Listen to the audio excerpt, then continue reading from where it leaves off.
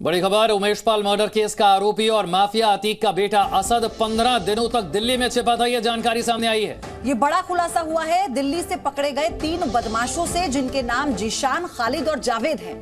दिल्ली में छिपा था अतीक का बेटा असद। आरोपी अवतार से पूछताछ में इस बात का खुलासा हुआ है। इन तीनों बदमाशों ने बताया है कि अतीक अहमद का बेटा असद 15 दिन तक दिल्ली के संगम विहार इलाके में छिपा हुआ था। और तीनों आरोपियों ने पूछताछ में अतीक के बेटे असद और शूटर गुलाम को शरण देने की बात कबूली है। ये वही असद है जिसे लेकर एसटीएफ की टीम पहुंच गई थी नेपाल, क्योंकि इसके इनपुट्स वहां पर मिले थे। लेकिन ये कई दिनों से, फिलहाल जो जानकारी मिली है कि 15 से ज्यादा दिनों से ये दिल्ली में ही छिपा हुआ था। किस तरह से दर दर छिपता फिर रहा है अतीक का कुनबा, ये तस्वीरें बता रही हैं। देखिए, दिल्ली में था अतीक का बेटा असद। 3 मददगार असद के गिरफ्तार कर लिए गए हैं। अतीक के कुनबे का गेम ओवर समझिए। शाइस्ता और असद की तलाश तेज कर दी गई है। उमेश पाल के हत्यारों पर शिकंजा कसता जा रहा है और शहर शहर गुनहगारों की तलाश की जा रही है।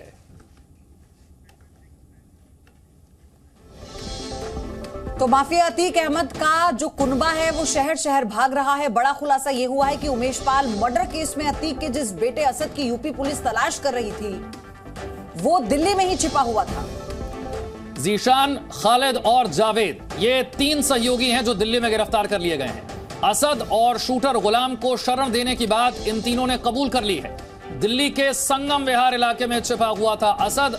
उमेश पाल हत्याकांड का आरोपी जो शूटर हैं, इस मामले में वो अब तक पुलिस की पकड़ में नहीं आए हैं। लेकिन अतीक का कुनबा कैसे भागा भागा फिर रहा है, ये इसके सहयोगी बता रहे हैं। तो आप देखिए, इसके क्राइम पार्टनर्स की पूरी कुंडली इस वक्त हम आपको दिखा रहे हैं। किस तरह से जो आरोपी नंबर 1 है खालिद, जो मददगार है, और जीशान, ये भी मददगार था जिनसे ये बड़ा खुलासा हुआ है। और उसके अलावा है जावेद। इन तीनों ने मदद की थी छिपने में। इनकी गिरफ्तारी के बाद ये बड़ा खुलासा हुआ है।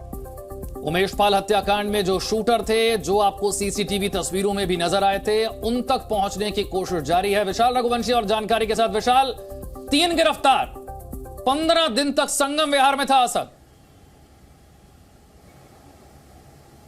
देखिए, बिल्कुल निश्चित तौर पर असद की जो लोकेशन है वो दिल्ली में थी। और सबसे पहले जो है कल जी न्यूज़ ने बताया भी था कि कैसे असद ने बाकायदा अपने एक नौकर को पैसा लेने के लिए अखलाक के पास भेजा था दिल्ली से मेरठ। और अब जो खुलासा हुआ है इसमें साफ तौर पर, चाहे वो जीशान हो, चाहे वो जावेद हो, और सभी ने इस बात को कबूला है कि असद 15 दिन तक संगम विहार में था। ऐसे में दिल्ली में ही वो अपना ठिकाना बनाया हुआ था। और ये कहना बिल्कुल गलत नहीं होगा कि लगातार जो जाँच एजेंसियाँ हैं उनको चकमा देता हुआ नजर आ रहा था असद। यहां तक कि 15 दिन तक वो दिल्ली में था और किसी को कानो कान भनक नहीं लगी। घटना के बाद वो दिल्ली में आराम से मौजूद रहा, 15 दिन तक संगम विहार में रहा। और इसकी पुष्टि बाकायदा जो है तमाम जो आरोपी हैं उन्होंने अपनी पूछताछ में भी इसको कबूला है कि असद 15 दिन तक दिल्ली में रहा। मतलब साफ है कि लगातार जहां जांच एजेंसियां नेपाल, भूटान, बिहार, पश्चिम बंगाल, महाराष्ट्र, गुजरात, तमाम जगहों पर छापेमारी कर रही थी, तो वहीं पर वो दिल्ली में आराम से 15 दिन तक छुपा था। हालांकि उसके बाद वो कहां फरार हुआ, पैसा जब उसके पास पहुंच गया अखलाक से, तब वो कहां चला गया, ये अभी तक जो है खुल नहीं पाया है। लेकिन ये कहना बिल्कुल गलत नहीं हुआ कि जो अतीक का बेटा है वो बिल्कुल बहुत शातिर है और लगातार वो अपनी लोकेशन बदल रहा है। लेकिन 15 दिन तक पुलिस को बड़ा चैलेंज है, दिल्ली में छुपे रहने वो की जो बात सामने आई है, जो इस पूरे हत्याकांड को अंजाम देकर खुले में फरार हो चुके हैं और उन तक अभी तक पुलिस नहीं पहुंच पाई है। नेपाल तक दबिश दी गई, असद को लेकर ही दी गई थी। धन्यवाद आपका विशाल, आपसे और जानकारी हम लेते रहेंगे। उमेश पाल हत्याकांड में भले ही शूटर ना पकड़े गए हो, लेकिन अब भी कई बड़े खुलासे हो रहे हैं। और इस बीच माफिया अतीक, उसके परिवार और शूटर साबिर पर धोखाधड़ी का मुकदमा दायर किया गया है। उमेश पाल हत्याकांड को एक लंबा वक्त बीत चुका है, लेकिन अब तक इस हत्याकांड में शामिल शूटरों का पता नहीं चल सका है। हालांकि इस बीच बड़ा खुलासा हुआ है। पुलिस ने पिछले महीने हथियार तस्कर अवतार सिंह को गिरफ्तार किया था। पूछताछ में अवतार ने बताया कि खालिद और जीशान को हथियार दिए थे।